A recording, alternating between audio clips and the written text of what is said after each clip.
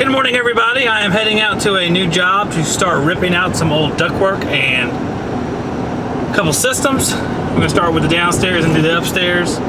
So a pretty big job for a one-man show, and for most of it's going to be just one man, so it'll be a nice long-winded job here right after Thanksgiving. But we're going to get started today ripping out some old Heil units we've seen in some of the service videos and start yanking out some ductwork. Fun! These are our two units here. About to recover all the refrigerant out of this one, which is for downstairs. Take out the electrical and all that. Take out the old whip, because we're going to replace it and everything. We have a nice panel right there that's still okay. We definitely need to replace those old sun-dried whips. So I'm going to get started and we'll get this thing off the house. Our old heat pump is gone. Electrical whip is gone. Sitting out by the truck out there. About time to go into the crawl space and start taking the air handler apart.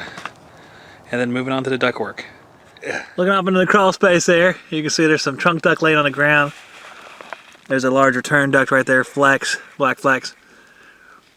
Air handler used to be right there. Clearing all of it out, it's a job. Slowly but surely, I should have all the trunk duct out here in a few minutes. Then I'll move on to the flex duct. Here's some of our ductwork here. We have the return flex on top and our supply trunk on the bottom there. It's only about, let's see, looks like 25 foot long or so. Take it to the dump, we have to strip off the insulation down to the metal and crush it, which is what we're going to do today. Perhaps today. And right now I'm breaking the flex apart.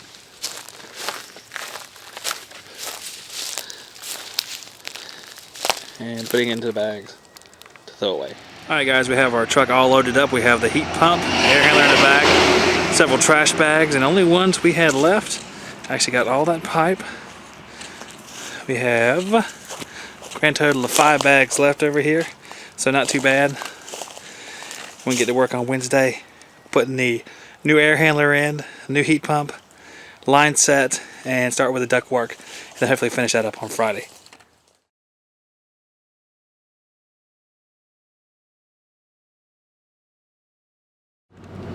Now I'm sitting in my truck after tearing out that duct system all by my lonesome, and I made the mistake of going to Burger King and having 2 double cheeseburgers and some chicken nuggets, and I feel like I could fall asleep. But unfortunately, the work day is over, but not the family part of the day. So I had to press on for a little bit longer, but I will be happy tonight when I finally hit the bed. And we'll pick up on this job again on Wednesday when I move on to dropping the boots out of the floor, which I left in place, replacing those, and probably getting the air handler and heat pump in place instead of just leaving the duct system on Friday. See you then. Well, it was a long day, and I was about to have a few more long days because I had planned on getting some help on this job, but it didn't work out. We had a couple miscommunication issues, so it would end up that I'd be doing this job by myself. But that's okay, because I was very proud once I got done. I was able to do everything the way I wanted, and the system looked real good. But you have to stick around and see the rest of that.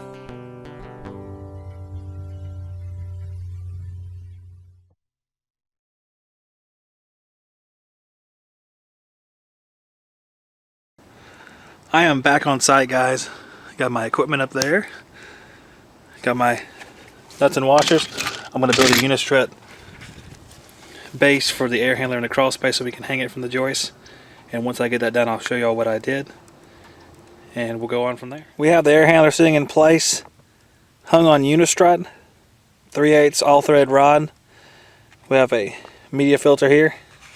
Take a closer look. There's the all thread rods hangers. Unistrut placed under the unit, 2 rows, about 1 inch in on either side of the unit. And we have cork pads underneath it to isolate some vibration so it doesn't transmit to the floor. So there we are. There's the air handler in all its glory. I've run the line set underneath it. I'm about to fit it up and then set the outdoor unit. That way I can turn the nitrogen on and then braze everything at one time. And we'll be well on our way, slowly but surely. The copper's all fitted up. The good thing about having the benders, we come up underneath the unit, we can make a bend going up and then another bend going into the unit. The 3/8 is pretty easy to bend by hand. Normally I'll just bend it by hand because there's no point in taking out a bender for 3/8. But for 3/4 it makes it look real nice. Gives you nice smooth turns. And this dresses up the whole job. So I'm gonna go set the outdoor unit, and then I can braze all these in after I get them fitted up inside and out. The Bryant 2.5 ton heat pump is in place outside, 13 SEER. We have our risers underneath it. Just get a little bit of height to keep it clean. We're about to fit up the copper piping, turn the nitrogen on, and braze both the indoor and outdoor. I have the copper fitted up on the outdoor unit. This one is loose here, the liquid line.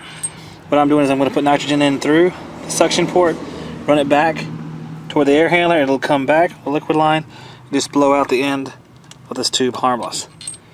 So I'm going to go ahead and braze this up. I actually forgot to put the dryer in underneath, so I'm going to go refit that after I get done brazing this. Well guys, it's the end of day 2. Air handler's in place, got our media filter, got the lines brazed in, got a pressure test on the lines, squared arounds on. When I come back on Friday, we're going to try to knock out as much of the duct system as possible. Put the boots in. We'll try a new sealing method with the boots to use foam around them. So that's going to slow things down a little bit, but hopefully it's a better job. But here we go, all done. So we'll be back on Friday to try to complete the task or come close. Unfortunately, since it's a one-man business, at the end of the day I had to drive about 40 miles north to a small town called Rose Hill to do a service call and a combustion analysis on a brand new Amana gas furnace. But that's how it goes, and that's how we get our money. So I'll take it anytime. So we're going to take our trip up there, probably be there around nightfall, knock it out, and head on home for the day.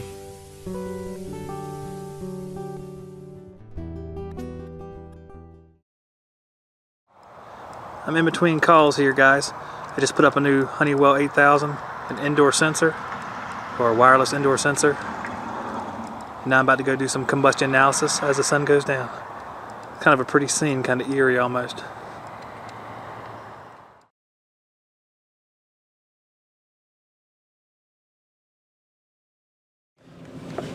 Alright guys, well I am heading out to the job. It's Friday. The downside is I'm a little bit sick.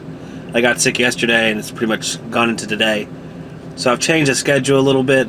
I'm not going to be able to finish the entire job today just because it's just going to be too much crawling through the crawl space.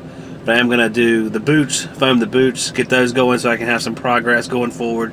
The next week complete the job. Because in North Carolina right now it's pretty mild, so the homeowner's fine with it. And in fact the homeowner had kept their unit shut off for like a month before I got there.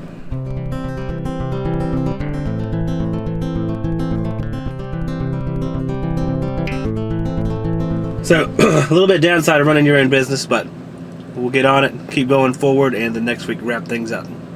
But on with the show. Well, I got my Flex. There's some boots in the box over here. My Reflectix. I'm going to wrap those boots, put some insulation on them. First, I got to go drop a couple boots out of the floor. We'll put those boots up in there and see if we can foam the bottom, see how well that works. Look around the crawl space, you can see our new line set down there. And some more of the Flex runs. We'll take a closer look at the boot now, see how it's mounted to the floor. As you see, our Flex run, 8-inch R8, runs up to the floor there. We look up a little bit closer, we can see it's stuck through the floor. On each side it's nailed. I use roofing tacks most of the time. And then I put a little bead of expansion foam around it and it'll expand and fill the cracks. Watching out not to put too much expanding foam on it, or else it will fill the cracks and then some and crush your boot.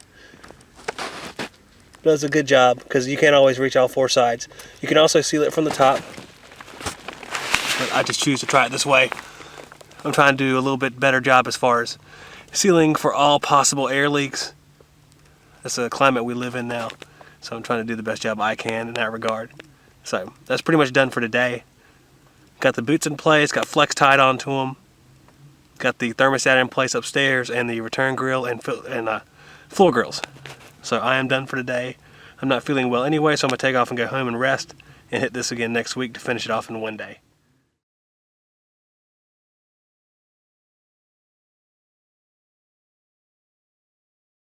Alright guys, I'm back at my shop. I reinforced my cold medication, so I'm going to make my box for the job for the back of the air handler itself. So I'm going to get that done before I go back next week, just to have one more thing out of the way so I don't have to make it on site or buy a box because they cost so much more than it costs to make one. So that's what I'm doing now here at the brake table, and here's a very fast look at that.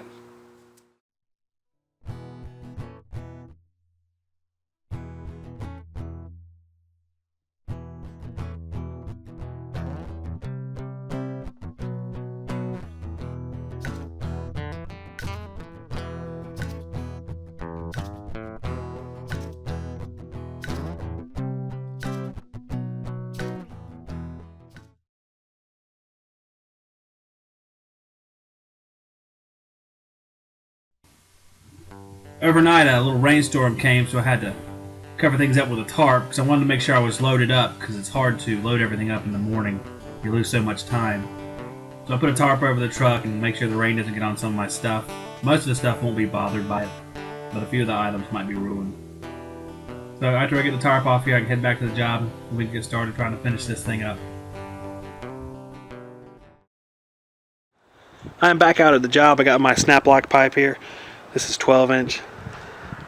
Some 16 there and some 10. 10's not put together. I've already put the 16 in. I brought some extra from the house. Always good to reuse. Good for the budget. So I have one section of 16 inch trunk in place. I'm making a section of 12 that I'm reducing down to 10. And I'll take you guys underneath and take a look at it here in a moment. I'm in the crawl space now. I've finished the supply trunk as far as getting the main duct in place. I have the square around there. Got an elbow going downward. Then it runs about 35 feet way on down there. And what I'm doing now is I'm going to go do the runouts and do the seams where I put the pipes together and insulate those. Moving right along slowly but surely. We start off with a 16-inch pipe. It reduces down after 8 foot to 12. The reason being why it reduces from 16 to 12 is that we have these 2 8s coming off and there's 3 6s on the other side. So a high percentage of our airflow is already dissipated by the time we leave this 8 foot section.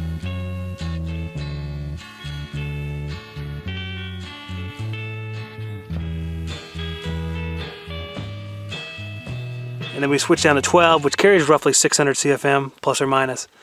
Run another 10 feet, take another couple runs off of it, then it reduces down to 10, and it runs 15 feet to catch the last 4.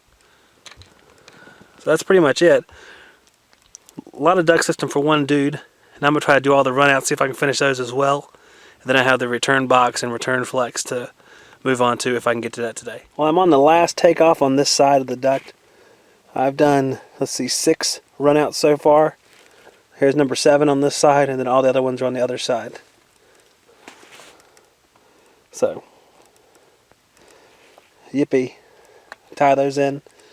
What we'll do is we put the flex onto this piece, which I call takeoff. Has a damper on the inside with a manual handle on top. Use a UL 181B tape on the inside. Use silver on the outside. Wrap panduits on the inside and outside, and you are good to go. So there's quite a little procedure. Back in the day it was a little simpler, but now there's more specifics involved. But that's what I'm doing. All this is R8. Hopefully it'll never turn to R10 or there won't be any room for it any longer. So that's what I'm working on now. About just over halfway through. Well guys, it's getting dark outside, as you can see. It's getting real dark in the crawl space. I have finished all the trunk duct today, all the runouts. Run the return within about 4 feet of the box on the back of the unit. It is not quite long enough, but we are about to wrap it up tomorrow. Pretty good day, pretty full day. I might have to put this one on my resume. Day of the year. But everything's looking good. Also sealed up the tape on the outside with a little bit of mastic sealant. Prevent it from falling off over the years. That's about it for today. Tomorrow we'll be starting things up. And hopefully a happy, happy day. And a happy, happy pay.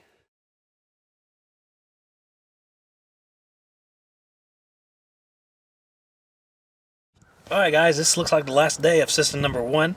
And I can now officially say that I've installed a system from start to finish. From line set to boots to flex to trunk to everything. Or I will be able to say it in a few hours. I have to finish my return duct and start the system up, and we'll be good to go, and I'll be a happy camper. I have my return run around spliced onto my piece I had at the shop. Thank God. Saves you $70 when you save a little bit of flex at the shop. I'm running my drain out to the outside wall. Before, the drain came down way low, so I'm trying to put a hole a little bit higher. I can only go about 4 inches higher. And I have my Harbor Freight hammer drill to help me. I've had this drill for about 2 years now. I only use it a handful of times, so I don't use it a whole lot. But for the price, which I think was like $79 or something, it has outlasted its worth for sure.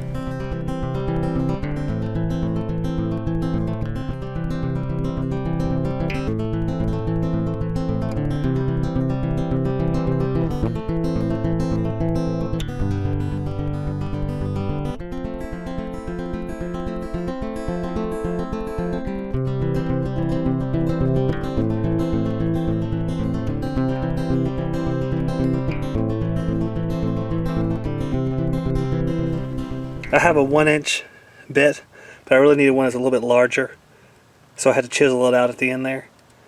But everything is through. It is tight. Very, very tight. So I'm going to connect that drain, and we're almost ready to vacuum and start up. Alright guys, I have finished up the drain. I'm about to head inside after I turn the power on, configure the thermostat, put the system in a vacuum. This is my, let's see, it is a dual port manometer from Philippines. I'll be doing static pressure with this. The manometer comes with all this stuff except for the static pressure probes, which I bought online. One of those little AC online parts houses. But they're only like 25 bucks, so it's not too bad. But I'll be using those to confirm airflow. We have our vacuum running, we're down to 34 microns. Of course, that's not the true reading. I'll valve off the pump. The reading will rise. We'll let it sit here for a few minutes, see if it gets above 1,000. If not, I'm happy. If so, we'll keep going. Okay guys, a few minutes have passed. We're only up to 393, so I think we're pretty good here. I'm going to go ahead and release the refrigerant, hook up the eye manifold, and start the system. Alright guys, I have the eye manifold hooked up to the system. As you see, I have my red hose here. It's on the hot discharge line, because we're going to be testing it in heat. On the flip side over there, we have the blue hose on. We actually have a piston right here, so we're actually going to get suction pressure right here. You can get it from there or the heat charging port, but we'll just take it from right there because it's a little bit easier. The system's now started. We're running in heat mode. Let's take a look at the pressures right now. As you can see them on the screen, I'm going to put them up there, a picture from the eye manifold. See, the heat pressures are still rising. Heat strips are running. It was 62 degrees inside the house. So it's kind of a cool house. We'll let it run for a little while. And now we'll take a look at our static pressure readings. Our static pressure reading right now is about 0.54. At 0.54, according to our blower chart, we'll have anything from 900 to 1,000 CFM, depending on if we choose tap 4 or 5. We have tap 4 as a regular call for fan and tap 5 as a heat strips, because I do not want to put the heat strips on tap 4 and the regular call on tap 5. So we're going to be below the nominal 400 CFM slightly, but right in the ballpark of where we should be.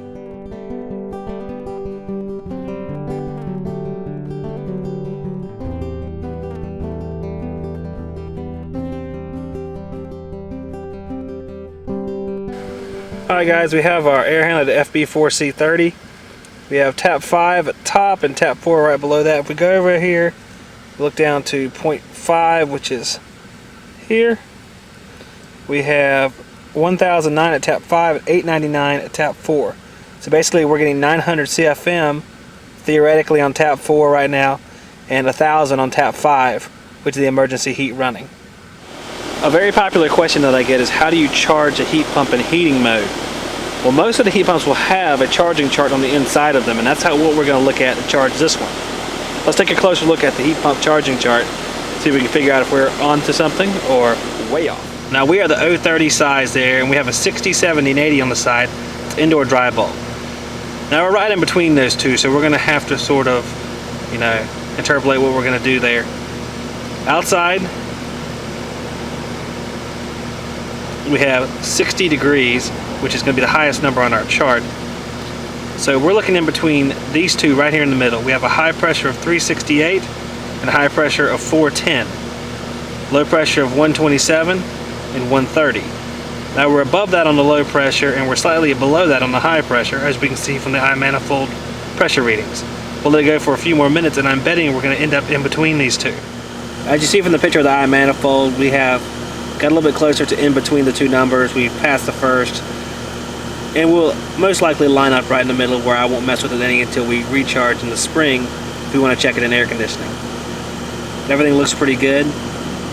Everything working well. I'll be moving on to the upstairs system soon. But as for charging, we are about done.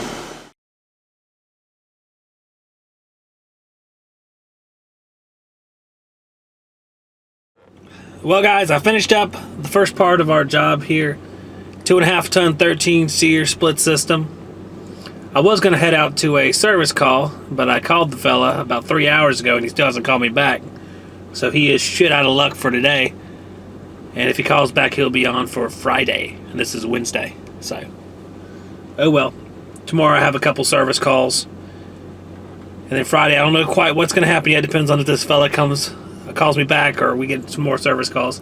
And then I'll be back on Monday to start the upstairs, which is a 2-ton split system, which will also be zoned. So, should be a lot of fun. We'll get to see some of the zone controls. I'm not sure whether I'm going to use EcoJ or Honeywell at this point, but I might try Honeywell. I don't use them a whole lot for zoning, so we'll see. We'll compare prices. But we'll pick up on that. Maybe show a little bit of the in-between while we're going through it.